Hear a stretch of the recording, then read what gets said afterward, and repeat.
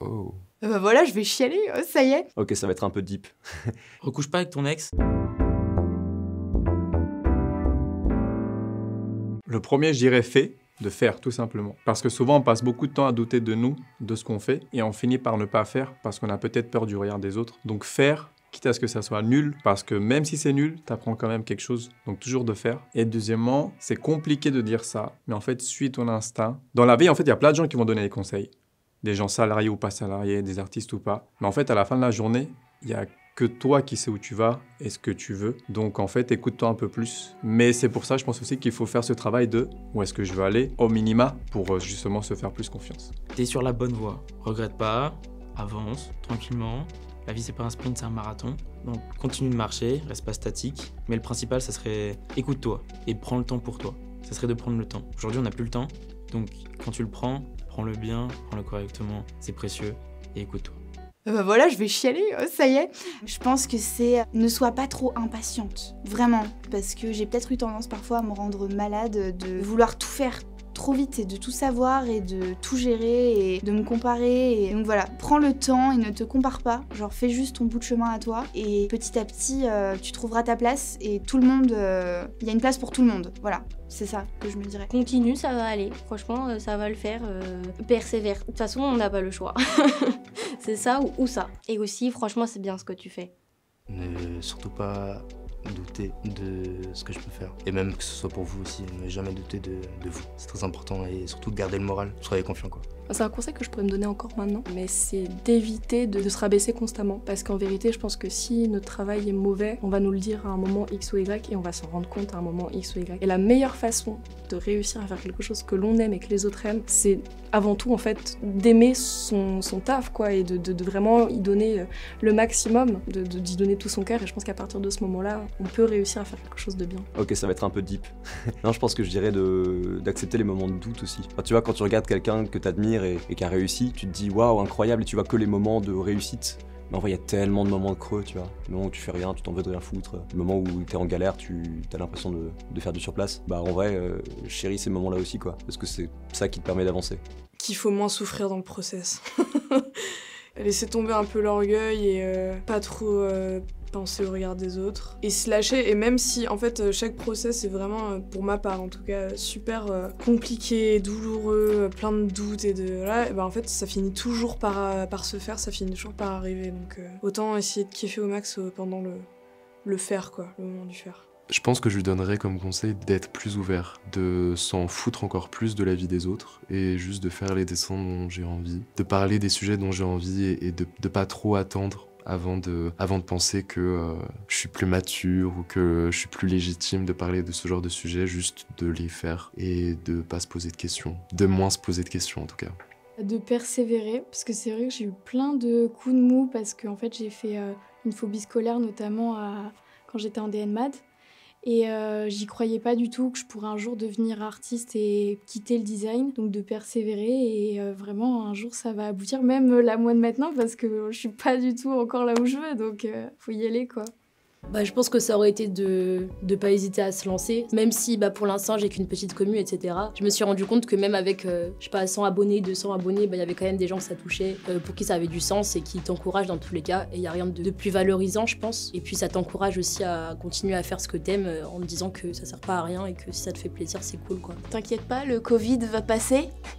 Les événements vont revenir, tu ne vas pas rester enfermé chez toi toute la journée à regarder les oiseaux par la fenêtre. Le temps passe et les choses peuvent changer. Il faut juste un peu avoir de la patience, je pense. Casse-toi d'Angoulême et fais ce qui te plaît. Mais vraiment, genre, sors de Insta et tout ça, et sors un peu des milieux artistiques. Genre, être que pote avec des gens qui sont dans ce milieu-là, c'est bien, mais moi, ça me convient pas de ouf, ça me bouffe. Retourne voir tes potes qui sont pas dans ce milieu-là, recommence à faire des trucs qui te plaisent vraiment et retrouve pourquoi ça te plaît. Enfin, genre, perds pas de vue en tout cas pourquoi ça te plaît. En vrai, je crois que j'ai pas vraiment de conseils ou d'erreurs à éviter. Je pense que c'est une question que je me pose souvent en plus. Qu'est-ce que je lui dirais ? Je pense que je lui dirais vas-y, en vrai, t'es sur la bonne voie, vas-y, dans tous les cas, tu verras, ça va se faire. La mode, c'est ton truc.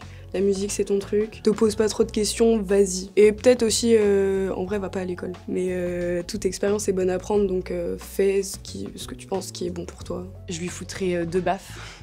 Et je lui dirais arrête d'être naïve. Parce qu'il y a 2 ans, je connaissais pas du tout l'audiovisuel. Je pensais qu'un film était dû qu'à un réal. Alors que là, pour baigner dedans depuis 2 ans, déjà dans l'audiovisuel. Mais il y a tellement d'acteurs différents qui font une vidéo. Enfin, je trouve que l'étalonnage, c'est un des métiers les plus sous-cotés du cinéma et de l'audiovisuel. Donc déjà, je lui dirais apprends avec les autres. C'est un travail d'équipe. Et après, je lui dirais d'être patiente et de pas chercher à faire des clips ou des shootings pour des stars. Mais au contraire, il faut faire des clips et des shootings pour des amis, pour des artistes en développement, pour des gens qui sont à la même échelle que toi, pour mieux grandir ensemble et au même rythme. Et c'est ça qui est le plus fort. Bouge-toi le cul, Yael. Franchement. Arrête d'avoir la flemme et fais les trucs pour une fois. Mais ça, je me le dis à chaque fois. Non, honnêtement, chope toutes les opportunités que tu peux choper, parce que tu vas en avoir, et fais un maximum de trucs différents. Ça va t'aider pour plus tard. Frérot, lâche rien, parce que tu vas vivre une putain d'expérience dans 1 an, qui sera à New York. Tu vas peut-être revenir, tu vas le regretter, mais c'est pas grave, parce que tu vas faire une autre formation que tu vas encore plus kiffer. Tu continues comme ça.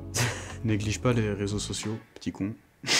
Parce que c'est le jeu, quoi, faut faire avec. Ça fait partie des codes à respecter. Enfin, en vrai, non, ça me rend triste de me conseiller sur ça, parce qu'en soi, je savais déjà qu'il fallait pas négliger les réseaux sociaux, du coup, je vais te donner une autre réponse. Arrête de courir après la technique et arrête de vouloir tout faire, parce qu'il y a plein de gens qui savent faire des choses super, avec qui tu peux travailler, et focus-toi que sur les choses que toi t'as envie de faire.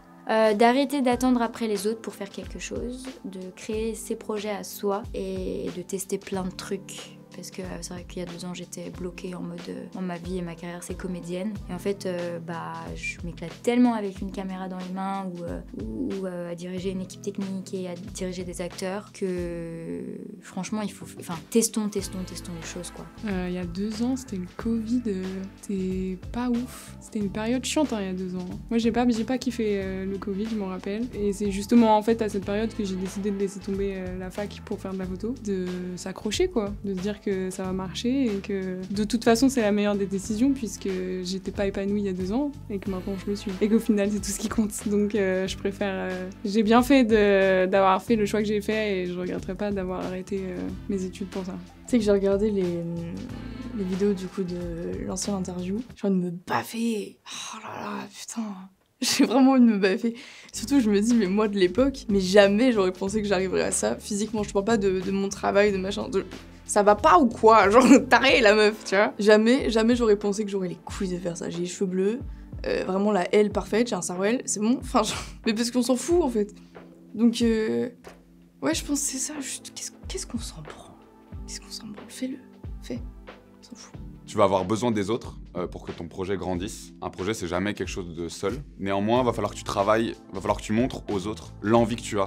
Va falloir que tu montres que tu travailles beaucoup plus, que tu es déterminé. Parce que les gens, en fait, te suivront pas si jamais t'es pas le plus motivé d'entre eux. Et après, une fois que tu as prouvé, une fois que justement, tu es dans cette démarche de travailler énormément, les gens te suivront et c'est à ce moment-là où il faut savoir leur faire confiance, ne pas rester dans quelque chose de très seul. Donc en fait, c'est à la fois ce truc de travailler énormément pour avoir ton expertise, être inspirant en fait, et c'est savoir après déléguer aux autres et leur laisser la place de s'exprimer leur talent. Voilà, je sais que, tu vois, typiquement, moi, mon truc, c'est les textes. La musique, j'ai une idée assez précise, même si je travaille vraiment en duo avec Martin Vigny, qui est le compositeur du projet. Mais par exemple, pour l'image, j'ai beaucoup moins d'idées. Et du coup, c'est là où j'ai besoin parce que j'ai moins de références de ciné, de photos. Et c'est là que j'ai besoin de photographes, de vidéastes, de talents qui, eux, vont apporter cette expertise, leurs références, et qui vont pouvoir apporter une marque très forte au projet sur le plan visuel. Améliore la relation avec tes parents. Ça te fera beaucoup de bien. Très même. Ah, c'est running psychologie.